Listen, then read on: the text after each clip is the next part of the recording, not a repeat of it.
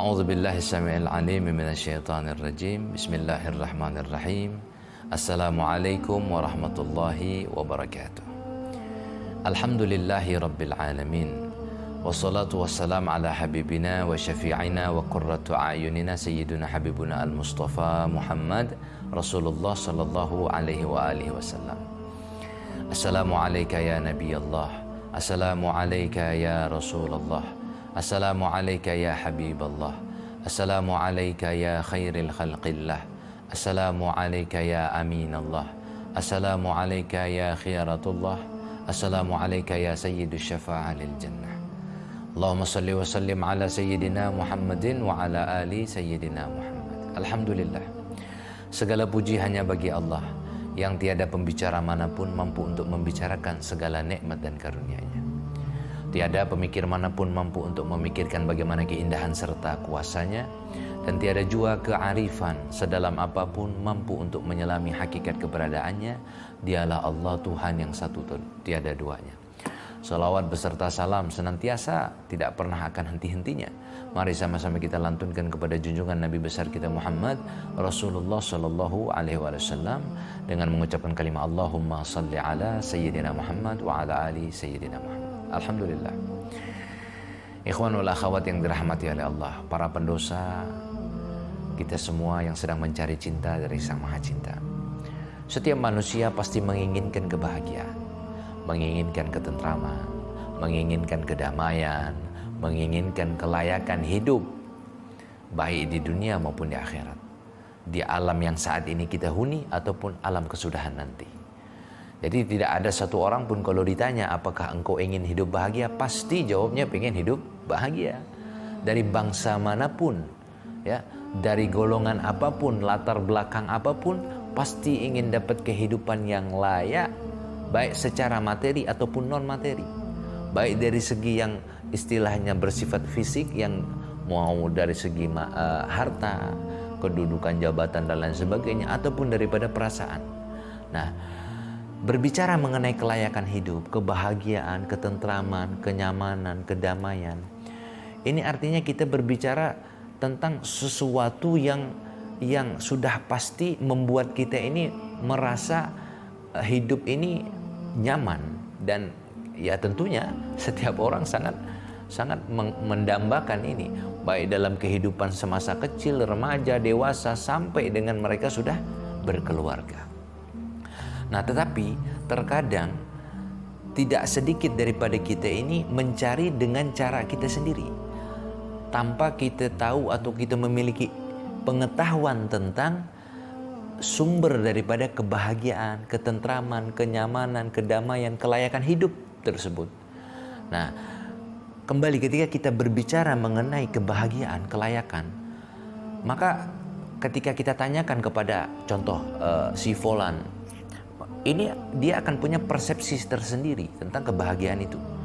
Si A mengatakan begini, si B mengatakan begini, si C mengatakan begini, si D dan seterusnya. Maka mereka akan mendefinisikan kebahagiaan itu sesuai dengan persepsi mereka masing-masing. Ada yang mengatakan bahwa, saya ini bahagia karena apa? Karena saya punya kecukupan materi, ya.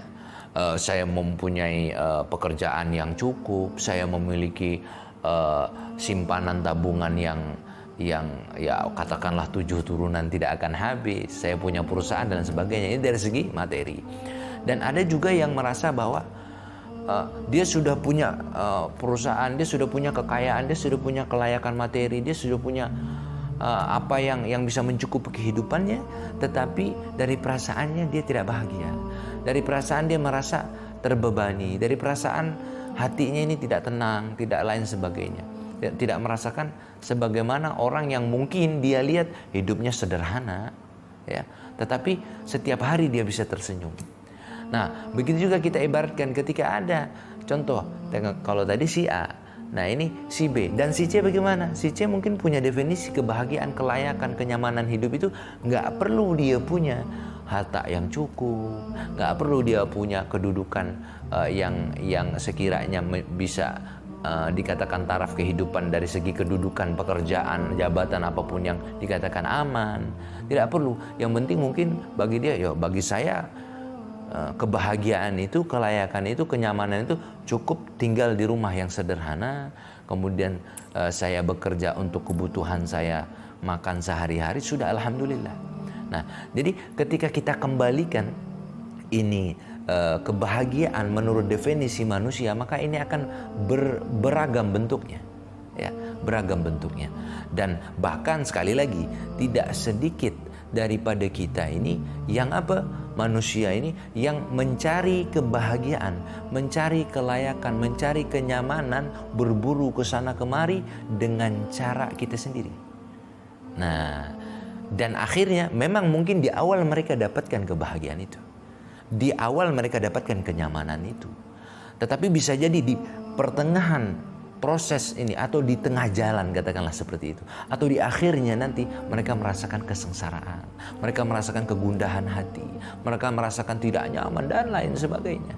Nah, oleh karenanya kebahagiaan itu dikatakan ini adalah kebahagiaan, dikatakan ini adalah kenyamanan, dikatakan ini adalah kelayakan hidup ketika hal ini membawa kita merasa bahagia, senantiasa bahagia setiap saat, senantiasa merasa nyaman setiap saat di dalam hidup, baik di dunia, di alam yang saat ini kita huni, atau di akhirat, alam kesudahan nanti.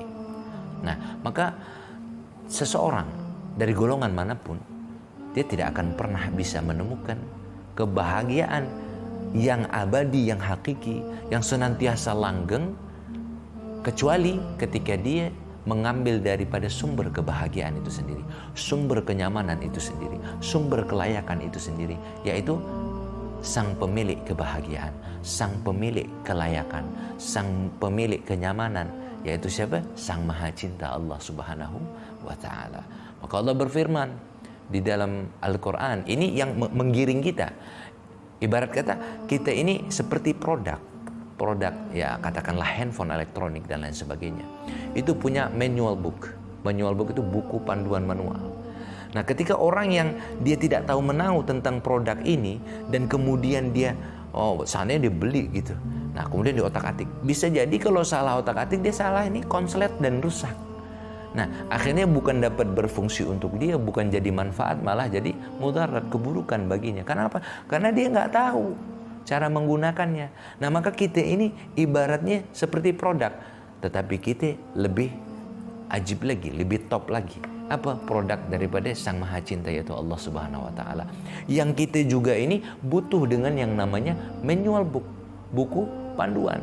Jadi kalau kita mengancang-ancang kehidupan kita atau mereka-reka kehidupan kita tanpa petunjuk daripada buku manual book ini, ya, atau buku petunjuk ini, maka kita tidak akan pernah menemukan kelanggengan, kebahagiaan, kenyamanan, ketentraman dan kelayakan hidup di muka bumi ini. Kenapa? Kita mendefinisikan itu semua sesuai dengan akal pikiran kita. Maka Allah Subhanahu wa Ta'ala telah menjelaskan di dalam Al-Quran. Allah berfirman di dalam surah An-Nahl ayat 97. A'udzubillahi minasyaitonirrajim. Bismillahirrahmanirrahim. Man 'amila salihan min dzakarin aw untha wa huwa mu'minun falanuhyiyannahu hayatan thayyibatan wa lanajziyannahum ajrahum bi ahsan ma kanu ya'malun. Shadaqallahul 'aliyyul 'azim. Allah katakan dengan jelas dan tegas bahwa man 'amila salihan, barang siapa yang beramal saleh, min dzakarin aw unsa, daripada golongan laki-laki dan perempuan. Allah nggak katakan apakah dia muslim atau non muslim, apakah dia orang kaya atau orang miskin, apakah dia muda atau tua, enggak. Allah katakan hanya min dzakarin aw unsa, daripada golongan laki-laki dan perempuan. Siapapun antum, apakah laki-laki ataupun perempuan, maka termasuk di sini yang dikatakan oleh Allah Subhanahu wa Ta'ala, man amila salihan, barang siapa yang mengerjakan amal soleh, beramal soleh, ya, amal soleh banyak, ya, terutama kewajiban kita kepada Allah, mengimani Allah Subhanahu wa Ta'ala, ya, dengan sebenar-benarnya iman, sebenar-benarnya keimanan di dalam hati kita yang paling dalam. Nah, maka kembali, man amila salihan min dzakarin aw unsa wa huwa mu'minun, dan dia ini beriman kepada Allah, beriman kepada Rasul, beriman kepada hari akhir. Maka apa? Falanuhyiyannahu hayatan thayyibatan, maka akan kami karuniakan kehidupan yang layak. Di muka bumi ini, baru di muka bumi, kehidupan yang layak. Kembali ketika kita berbicara mengenai kelayakan, sekali lagi perhatikan.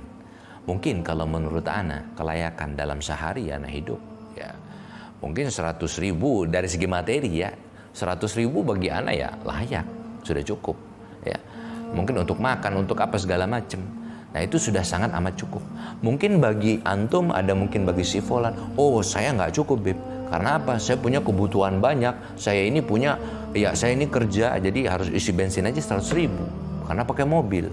Nah, jadi layak bagi saya ini bukan 100.000 Bib, tapi 300.000. Nah itu menurut dia. Dan mungkin menurut yang lain, oh bagi saya nggak layak Bib. Bagi saya mungkin kelayakan dari segi materi saja, ini baru segi materi ya.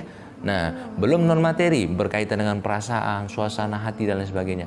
Materi saja mungkin bagi si C atau si D atau si yang lainnya katakan, oh bagi ana nggak cukup Bib kalau 300.000. Ana ini cukupnya 500.000. Kenapa? Karena ana ini ketemu sama tamu. Kalau ana nggak traktirin nggak enak Bib. Nah jadi minimal dalam sehari itu bensin ana, mobil ana aja bensinnya doang 300.000 Bib sehari, mondar mandir ke sana kemari. Nah makanya nggak cukup bagiannya segitu.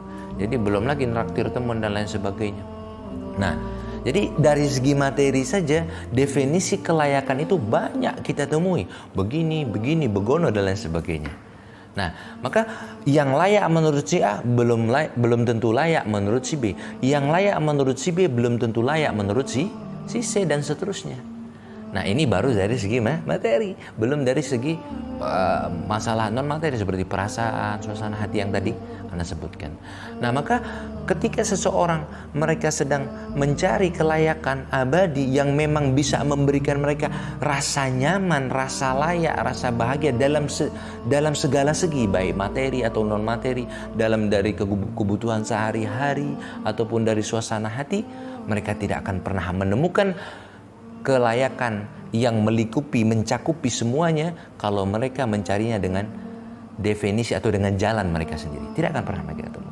Kecuali ketika mereka kembali ke buku panduannya dan mereka mengambil daripada jalan yang telah disediakan oleh sang pemilik kebahagiaan, sang pemilik kelayakan hidup, sang pemilik ketentraman hidup dan sang pemilik cinta, yaitu Allah Subhanahu wa ta'ala.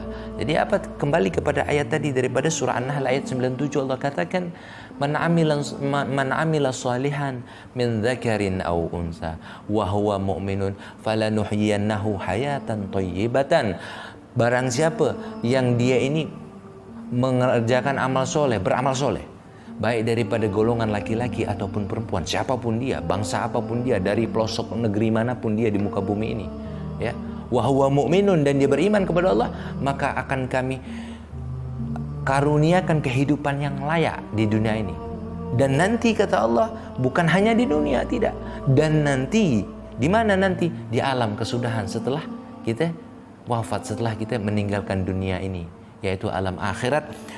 Walanajziyannahum ajrahum bi ahsan, dan nanti akan kami berikan balasan pahala bi ahsan yang lebih baik daripada kelayakan. Artinya gini, kalaulah kita beramal soleh, Allah akan berikan kelayakan hidup di dunia ini, baru di dunia, dan nanti Allah akan berikan balasan lagi berupa kelayakan yang jauh lebih layak, kebahagiaan yang jauh lebih bahagia, kenikmatan yang jauh lebih nikmat daripada yang kita rasakan di dunia ini. Bi ahsan maka ya'malun, dan yang mereka tidak tahu seberapa bahagianya lagi, seberapa baiknya lagi, seberapa layaknya lagi, seberapa indahnya lagi kehidupan setelah ini. Nah, maka ini jaminan daripada Allah Subhanahu wa taala. Dan di dalam ayat lain Allah katakan, Allah berfirman menegaskan kepada kita semua bahwa apa? Innallaha la yukhliful mi'ad. Sesungguhnya Allah ini tidak akan pernah ingkar janji. Apa yang telah Allah tegaskan, apa yang telah Allah cantumkan, yang telah Allah firmankan pasti berlaku.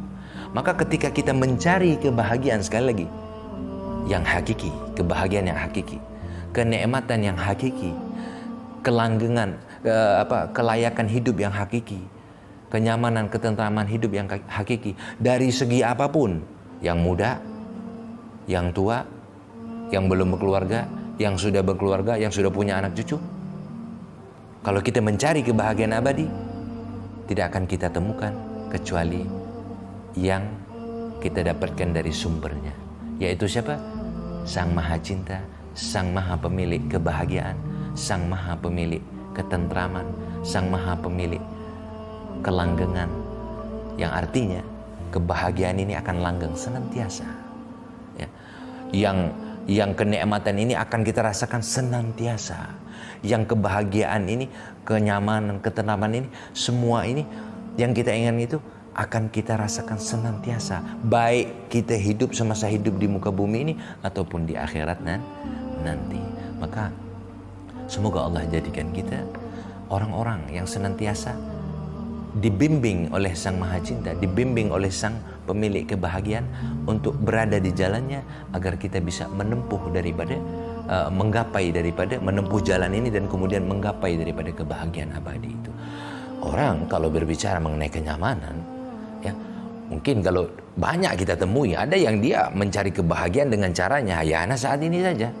Setelah itu hilang lagi rasa bahagianya, muncul mumetnya lagi, muncul pusingnya lagi gitu loh. Nah, tapi ketika seseorang telah diberikan karunia kebahagiaan abadi, diberikan karunia kenikmatan abadi, diberikan karunia merasa hidupnya ini layak, ya, dan sifatnya ini abadi, abad dan abada selama-lamanya. Meskipun di mata kita, contoh seperti orang yang dia ini dapat cobaan, bagi orang yang di hatinya telah diberikan karunia kebahagiaan abadi, cobaan sebesar apapun dia akan tetap merasa bahagia.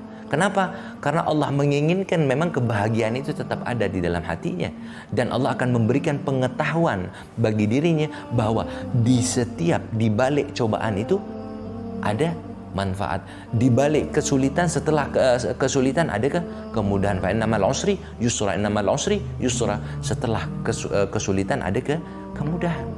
Nah, maka setiap orang yang ketika dia ini dikaruniakan kebahagiaan hakiki yang sifatnya langgeng, kelayakan merasa layak hidup yang hakiki, ketentraman hidup yang hakiki, kebahagiaan hidup yang hakiki, maka cobaan bagaimanapun tidak akan membuat dia merasa bersedih. Cobaan bagaimanapun akan dijadikan oleh Allah, ini orang bisa menerimanya dan bisa tetap merasa bahagia. Karena apa? Memang dia mengambil dia mengambil kebahagiaan itu, dia mengambil kenikmatan itu, dia mengambil daripada ketentraman itu langsung daripada sumbernya, yaitu Sang Pemilik ketentraman, Sang Pemilik kebahagiaan, Sang Pemilik kelanggengan, Sang Pemilik cinta, yaitu Sang Maha Cinta, Allah Subhanahu wa Ta'ala. Semoga Allah karuniakan nikmat itu semua kepada kita, dan Allah jadikan kita hamba-hambanya yang senantiasa merasa bahagia baik di dunia ini maupun di akhirat kelak. Amin Allahumma amin. Rabbighfir lana dzunubana wa liwalidayna warhamhuma kama rabbayana shaghira. Rabbana atina fid dunya hasanah wa fil akhirati hasanah wa qina adzabannar waf'al bina ma anta ahluh. Wa sallallahu ala Muhammadin wa alihi at-tayyibin at-tahirin wa ashabil muntajabin walhamdulillahi rabbil alamin. Itu saja yang bisa Ana sampaikan. Mudah-mudahan ini menjadi manfaat bagi antum dan ana, baik kehidupan di dunia dan akhirat kelak. Wal afu minkum. Wassalamualaikum warahmatullahi wabarakatuh.